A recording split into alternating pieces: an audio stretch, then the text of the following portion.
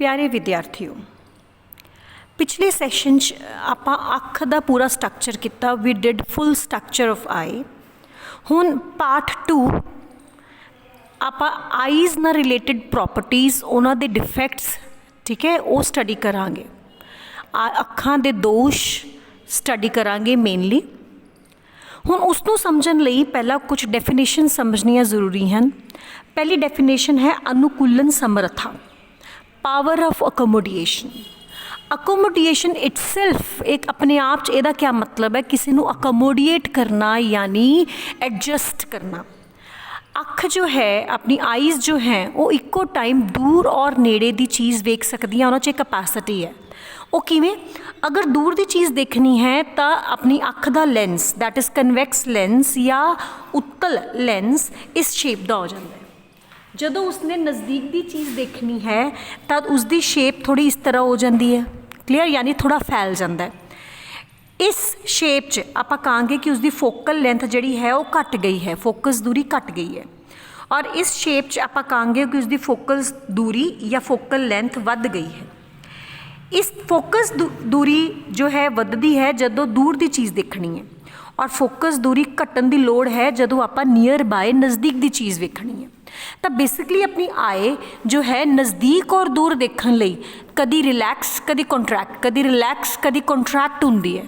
तो यही उसकी पावर ऑफ अकोमोडिएशन या अनुकूलन समर्था है।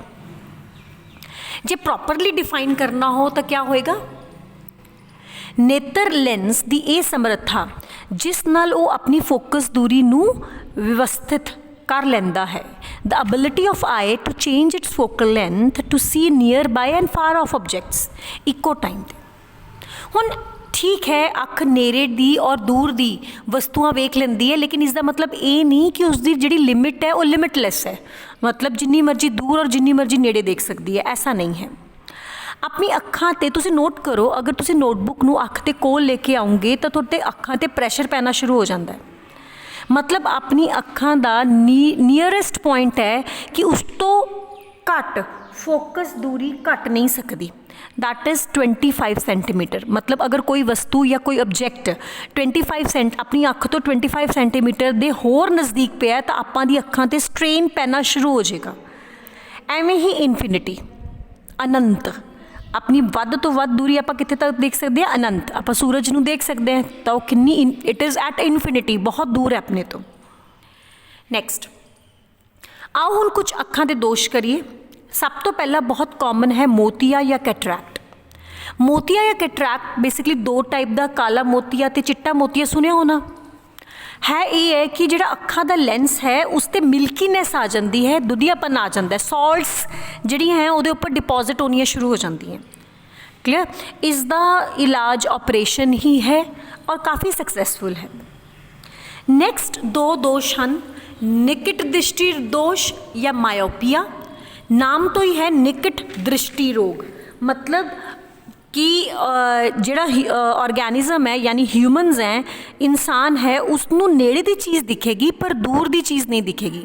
लेट्स से जिवें तुसी क्लास च बैठे हो तो मैम तुहानूं पढ़ा रही है तो तुहानूं ब्लैक बोर्ड नहीं दिख रहा, मीनस एट दैट टाइम तुहानूं किहड़ी प्रॉब्लम है, मायोपिया, निकट दृष्टि रोग। तुहानूं नेड़े दा दिख रहा है लेकिन दूर दा नहीं दिख रहा। दूसरा दोष जो आपां डिटेल च करना है वो है हाइपरमेट्रोपिया यानी दूर दृष्टि रोग। जो बुजुर्ग हैं तुम देखोगे न्यूज़पेपर पढ़ने वेले वो चश्मा लगाते हैं, पर दूर की निगाह उन्होंने ठीक है, यानी उन्होंने दूर की दिख रही है, दूर दृष्टि रोग है, तो हाइपरमेट्रोपिया नेड़े की निगाह खराब है। तीसरा डिजीज़ है प्रेस बायोपिया। ये बेसिकली एज फैक्टर करके है। हुण क्योंकि लेंसिस नूं कॉन्ट्रैक्ट रिलैक्स होना पैंदा है, जिस विच मेन काम जो है सिलियरी मसल्स करनगियां।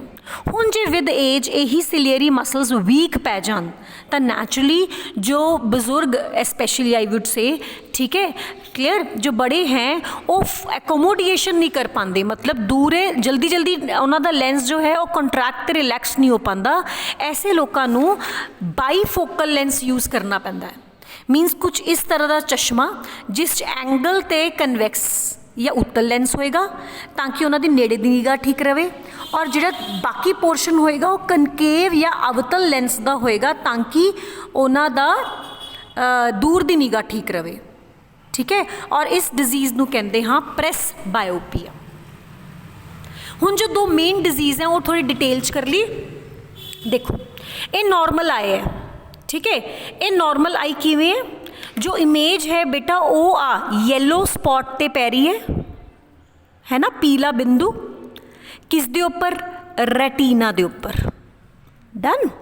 हुण चाहे नेड़े तो, जिवें सपोज आ वस्तु मैं नेड़े तो मनदी, कोई भी वस्तु आपां नूं क्यों दिखदी है, जद उन्हां चों रेज टकरा के अपनी अखां तक आंदी है। हुण जे नेड़े पॉइंट तो, इस पॉइंट तो आपां इमैजिन कर रहे हैं कि लाइट रेज अपनी अखां विच वड़ रही हैं, तो वो एक येलो स्पॉट ते पहुंच रही हैं, तो यस ये बंदे नूं बहुत क्लीयर दिख रहा है। चाहे दूर तो है, लेट्स से दूर तो यानी आपां पैरलल मन्नांगे, तां भी रेज इत्थे ही मीट करनगियां। क्लीयर मीनस चाहे दूर तो है चाहे नज़दीक तो है, जिहड़ा अख नूं है वो दोनों पॉइंट्स ते बहुत क्लीयर दिख रहा है, एक नॉर्मल आया है। लेकिन की हुंदा है निकट दृष्टि रोग विच, यानी स्टूडेंट्स आई स्पैशली से, या जो जिन्हां नूं दूर दा नहीं दिखदा पर नेड़े दा दिखदा है, उन्हां दी की हुंदी है अख थोड़ी स्वैल कर जाती है, या ये कहो कि फोकल लेंथ जिहड़ी है लेंस दी थोड़ी इनक्रीज़ हो जाती है, फोकस दूरी लेंस की वध जाती है, तो जिहड़ा अख का डेला है वो थोड़ा लंबा हो जाता है, जिस करके दूर तो जिहड़ी किरणां आ रही ने वो रेटिना तो पहला ही मिल जांदियां हन, यानी इमेज जो है वो रेटिना तो पहला ही बन जाती है।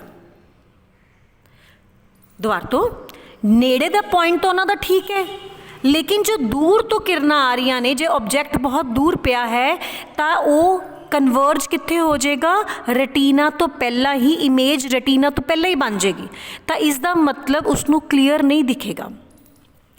ऐसी प्रॉब्लम नूं ठीक करन लई अवतल लेंस वरत्या जाता है।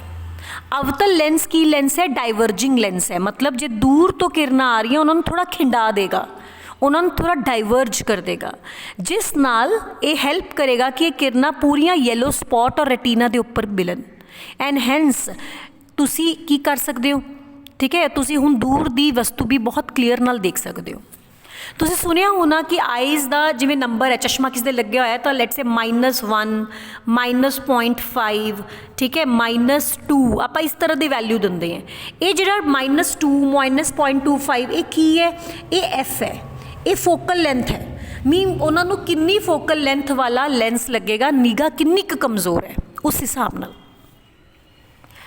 नेक्स्ट बच्चों सेकेंड डिजीज़ हाइपरमेट्रोपिया, दूर दृष्टि रोग। ऐसे केस जी दूर तो किरणां आ रही ने वो तो प्रॉपर रेटिना ते मिल रही ने, लेकिन जिहड़ियां नेड़े तो किरणां आ रही ने वो हुण लेंस रेटिना दे अगे नहीं पिछे कन्वर्ज कर रही हैं। मायोपिया दे विच दूर तो किरणां जिहड़ियां आ रही सी वो रेटिना तो पहला कन्वर्ज कर रही सी, इमेज रेटिना तो पहला बन रही सी, लेकिन हाइपरमेट्रोपिया दे विच इमेज रेटिना तो पिछे बनती है। तो हुण इत्थे आपां नूं कैसा लेंस चाहिदा है, कन्वर्जिंग लेंस। कन्वर्जिंग लेंस किहड़ा है, उत्तल या कन्वैक्स। ओके, ये की करता है, रेज नूं थोड़ा नेड़े कर दिंदा है, जिस नाल नेड़े तो जो किरणां आ रही है, कोई वस्तु नेड़े पई है, ऑब्जैक्ट नज़दीक है, तो रेटिना दे उपर फोकस होएगा, एंड हैंस जिहड़ा ह्यूमन है अख है उसनूं क्लीयर दिखेगा। इस डिजीज़ की प्रॉब्लम क्या है, ठीक है, एक तो फोकल लेंथ जो है डेला जिहड़ा है वो थोड़ा छोटा हो जाता है, और आईबॉल साइज़ की हो जाती है, इसका मतलब डिक्रीज़ हो जाती है। तो ये प्रॉब्लम करके डन अख दियाँ ये प्रॉब्लम्स क्रिएट होंदियां, और जिस नूं ठीक करन लई आपां दो तरीके दे lens that is concave and convex lenses use कर सकते हैं। आई होप स्टूडेंट्स, ठीक है, आज का लेक्चर बार बार सुनना and then read the chapter nicely so that it is very clear, थोनों कंटेंट्स बिल्कुल क्लीयर हो।